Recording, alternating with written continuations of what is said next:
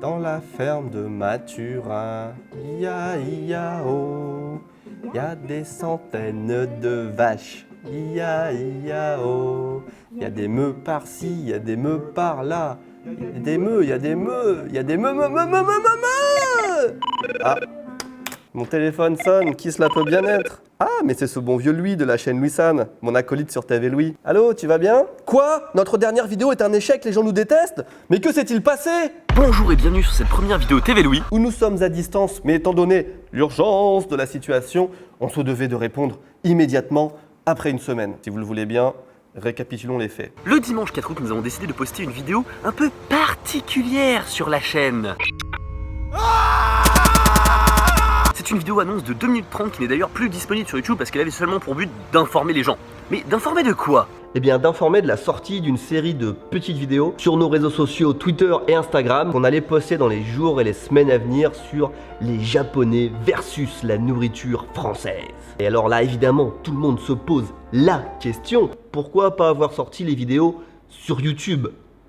Bande de youtubeurs. Et c'est là, je pense, qu'on a mal communiqué. Dans la vidéo teaser, on a dit c'est parce que la vidéo était trop longue. Mais en vérité, non, c'est parce qu'elle était beaucoup trop lente et chiante. Voici un extrait.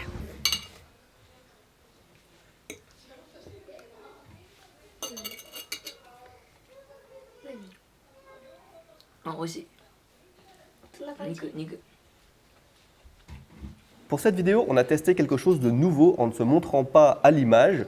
Simplement, on était là pour l'introduction, la présentation des produits et à la conclusion. Mais entre deux, toute la place était laissée à des Japonais qui testaient la nourriture. Au final, après une après-midi de tournage, on s'est retrouvé avec plus de 4 heures de rush et c'était 4 heures de vide. Très peu de commentaires, beaucoup de silence, absolument pas de rythme, bref, tout ce qu'il ne faut pas faire sur YouTube.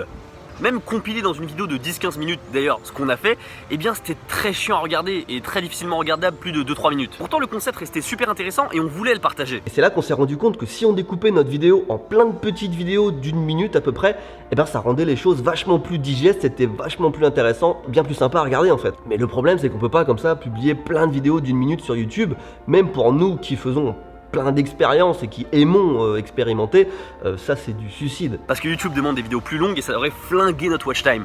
En gros, même si vous regardez la totalité de la vidéo de 2 minutes, et bah par rapport à une vidéo de 15 minutes où vous regardez 10 minutes, et bah ça peut pas. Et là, idée de génie, on s'est dit on va faire comme ça, on va découper notre vidéo en petites vidéos d'une minute et au lieu de mettre ça sur YouTube, on va mettre ça sur Twitter.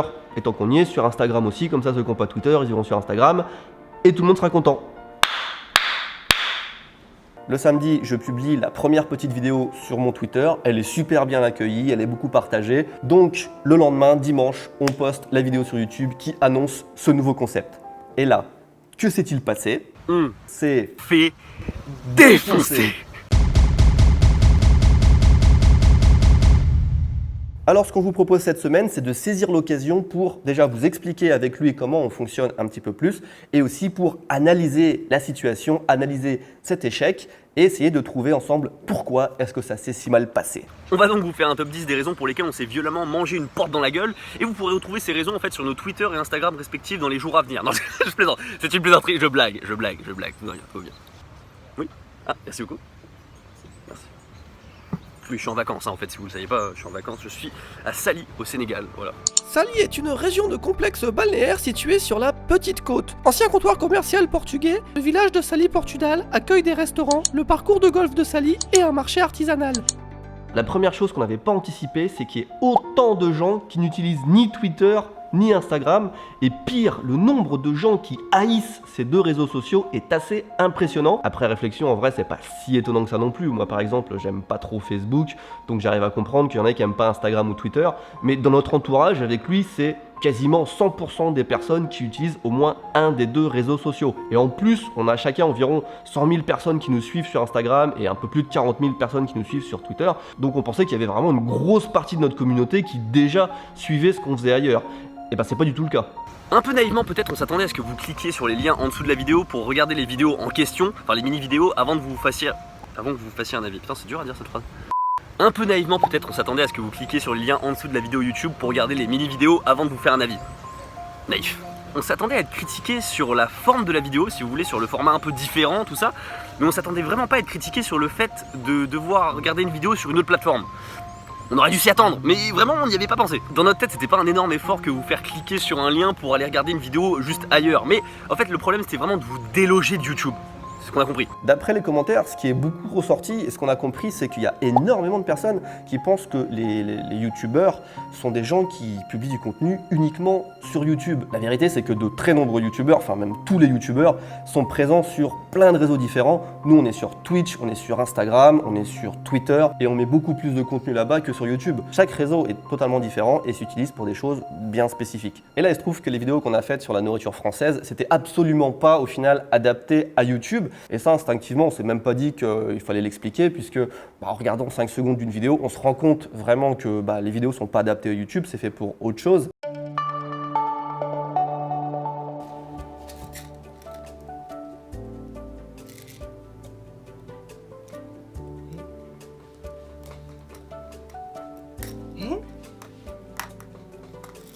Mais on n'avait pas anticipé que plein de gens seraient réfractaires à l'idée d'aller sur une autre plateforme pour voir les vidéos en question. Du coup. Alors, est-ce que c'était de la pub pour nos réseaux sociaux? Oui, comme ce que tous les youtubeurs font, de l'autopromo, ça existe partout. Mais c'était pas le but principal. À la base, c'était juste le fait de pas jeter une vidéo qui est quand même assez sympa, mais qu'on pouvait pas mettre sur YouTube. Donc du coup, l'idée, c'était vraiment de partager ça, mais sur une plateforme différente. C'est tout. C'était vraiment que ça. Mais on va pas se le cacher. Plus on a de monde sur les réseaux sociaux comme Twitter ou Instagram, plus on a l'opportunité de faire des vidéos assez intéressantes. En revanche, on n'a pas du tout eu l'idée de forcer les gens à aller sur nos autres plateformes, mais ni même de s'abonner en vérité. Contrairement à un concours, voilà, où il y a like, follow, tout ça et tout. Là, c'était vraiment juste le contenu est là-bas. C'est tout. C'était pas genre en mode je sais pas, voilà, c'est... On voulait juste attirer votre attention de la manière la plus efficace possible sur le fait qu'on faisait des trucs ailleurs.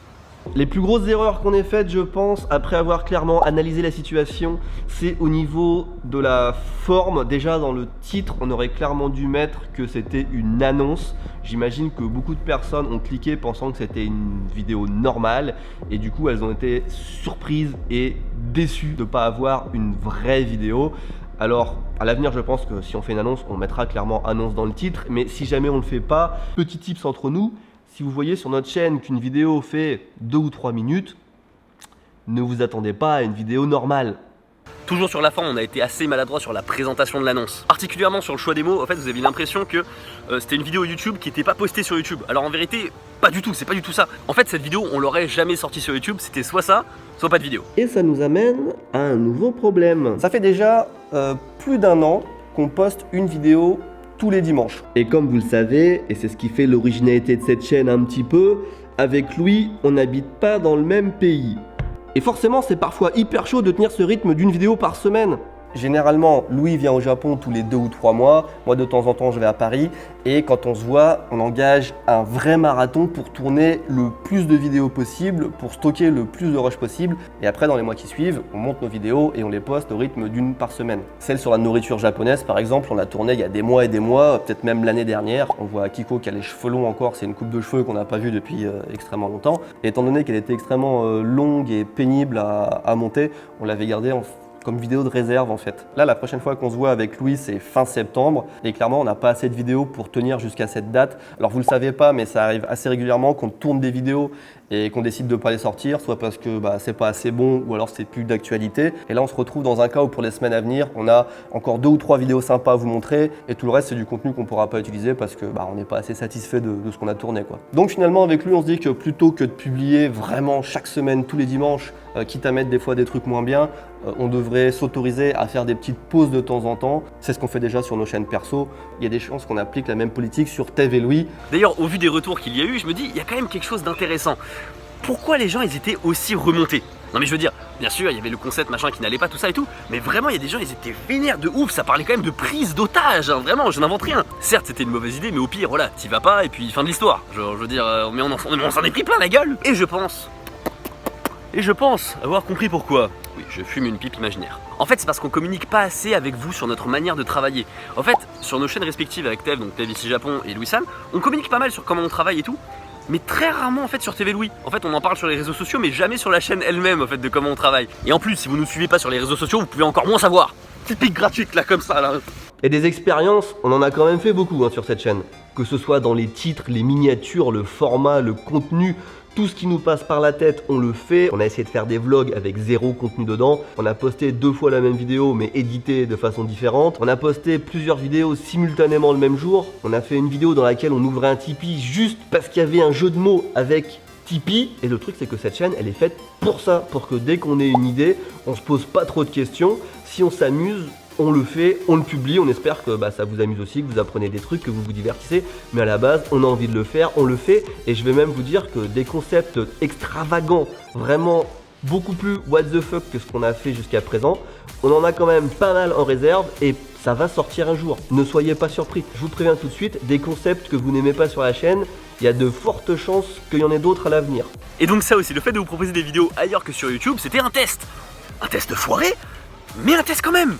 Honnêtement, on a été assez surpris. Ouais. On a été sûrement trop confiants en fait sur le fait que vous nous avez déjà suivis sur des délires un peu bizarres comme ça, et on pensait pas que ça allait, on pensait que ça allait marcher quoi. Voilà, tout simplement, on s'est fait avoir. Voilà, on n'était pas prudents. C'est clair que ça nous donne une bonne leçon pour la suite. Mais juste à l'avenir, si jamais on fait des tests et que ça foire, dites-le nous.